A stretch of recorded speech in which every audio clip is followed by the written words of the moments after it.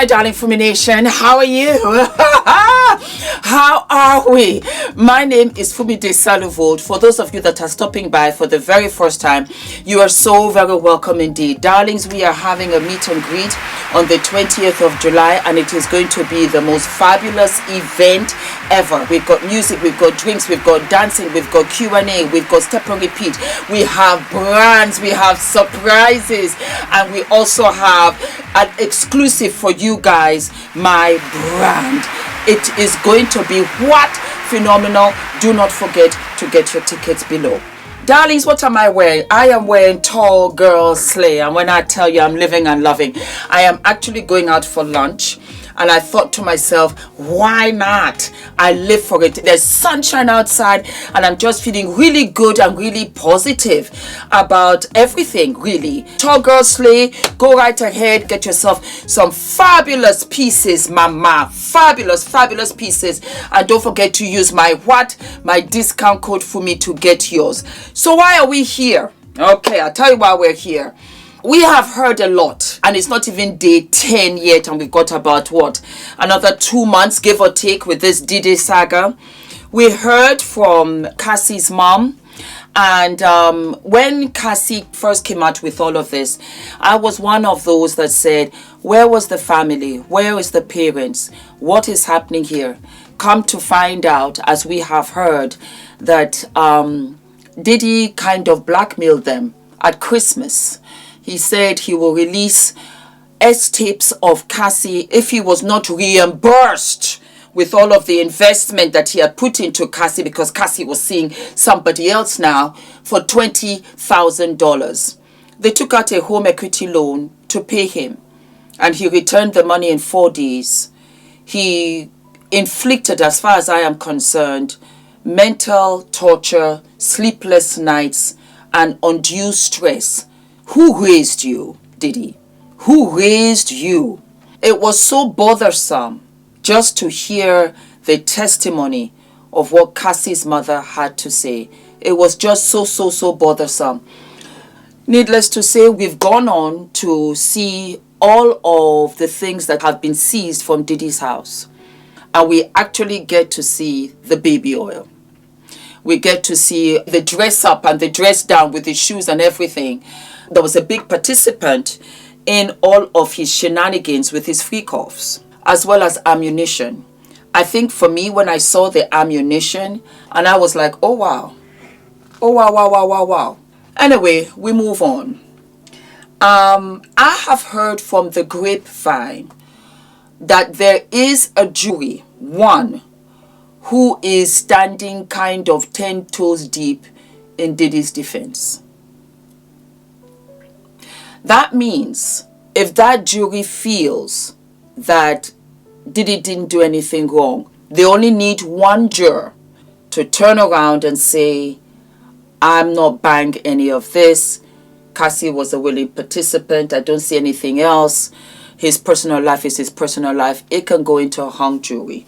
So, right now, it's early days, but this can go 50-50 for Diddy.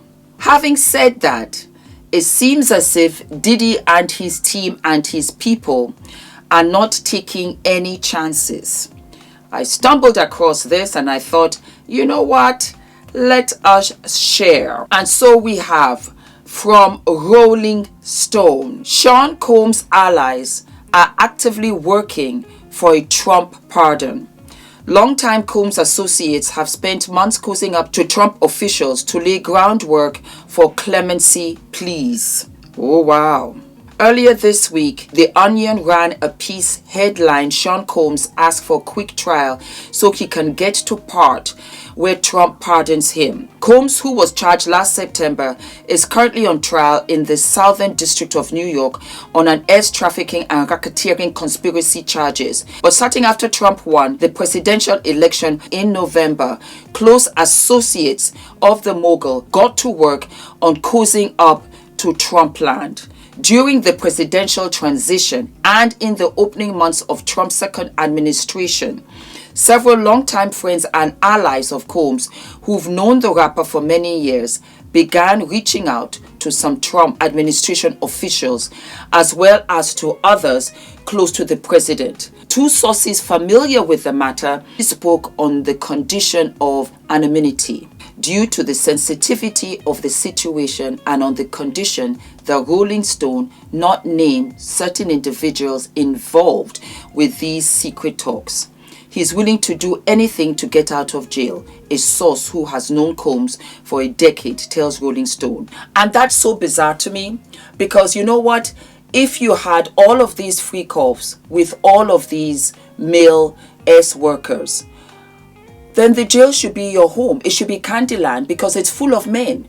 Just throw yourself in there and say, guys, I'm here if you want me or need me. I'm receiving everything that you give me. Because this is what you were doing on the outside with all of these men that were kind of sort of not willing. Well, the guys in jail are willing, Diddy. So you found yourself at home.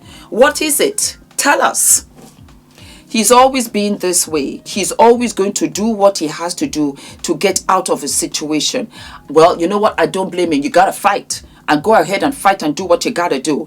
He doesn't even like Donald Trump. They add, that's not good because if Donald Trump hears this, then he's not going to help. But Rolling Stone put it in there. I do cite my sources. Rolling Stone said it, not I. The sources describe the conversation as ongoing and preliminary, with one of the people familiar with the matter characterizing it as Diddy World, making connections with the Trump team. Well, it's better than the disaster team because God knows he don't have the dream team like O.J. Simpson. A spokesperson for Combs did not return Rolling Stone's request for comment, nor did the White House. To those on both sides of the conversation, the point is obvious. People who have known the rapper-producer for years are ingratiating themselves to individuals who have the president's ear in the hopes that this lays the groundwork and sets up senior level lines of communication if Team Combs needs to plead for a pardon or communication.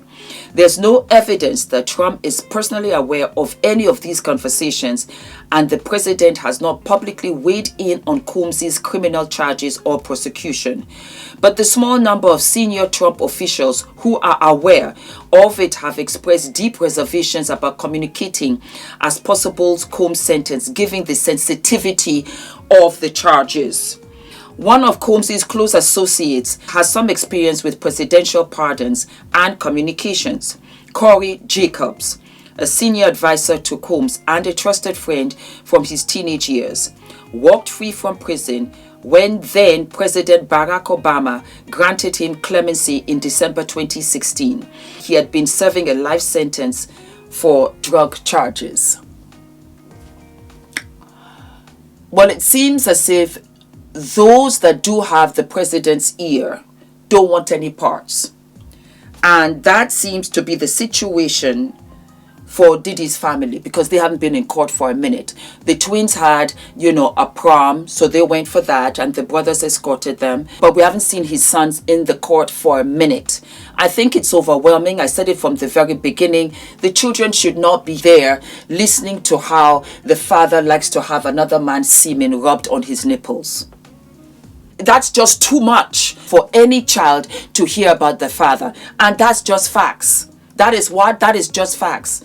I also think that Diddy is getting a bit nervous. So he's saying to himself, let me have 1, 2, 3, 4, 5 lifelines out here so that I get myself up out of here. I don't want to be in jail.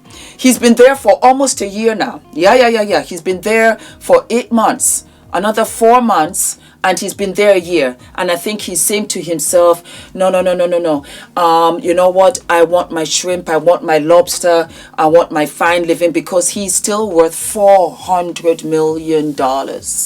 So what will happen to his assets? I guess they're to be given to the children, to be frozen. It might be given to the victims. I don't know. But he's trying to get up out of here any which way possible. So you guys can kiki and yaya all you want in court. But I'm going to see what I can do on the outside. So that is the kind of update synopsis I have for you. We have a juror who is on Diddy's side. And if she or he stays 10 toes deep, because you got 6 men, 4 women, that can be an hung jury retrial. They have to go back again. Who's to say? Then we also have him reaching out to Trump. So we never know. And you never know what Trump can do. You never know. He's very unpredictable. You never know where this would go. So that is it, my darlings. The children are no show. And I agree, because it's a lot for your mental health. We also heard from Regina Ventura, Cassie's mother, about, full-on picture of the disastrous relationship Cassie had with Diddy, and also took photographs of her daughter's bruised body. Can you imagine? Your daughter calls you to tell you that she's being blackmailed by her boyfriend. She comes home and she's beaten black and blue. She's got cuts on her brow. You're hearing about her being hit with a skillet, and you're correcting me in the comments. Thank you very much, that a skillet is completely different from a frying pan. But it used as a weapon is just so heart-wrenching to think that anybody would do that to anybody. And you can see how young and frail Cassie is. But again, this is not a domestic violence case, but it does tie in, because Cassie, like I said, as far as I'm concerned, she has solved the case for me, because when it comes to transportation of workers, she was the one that organized it, because Diddy didn't want his bad boy records attached to the dilly-dallies. Cassie, I'm positive, got immunity, so we know that he was transporting S workers. We also know that he had ammunition. We can see that. We also know that he was taking all kinds of drugs, all kinds of A-class drugs. We know that through Cassie, and that Cassie had to stay high in another world in order for her to function at these freak-offs that were on a weekly basis in the 10 years that she was with him.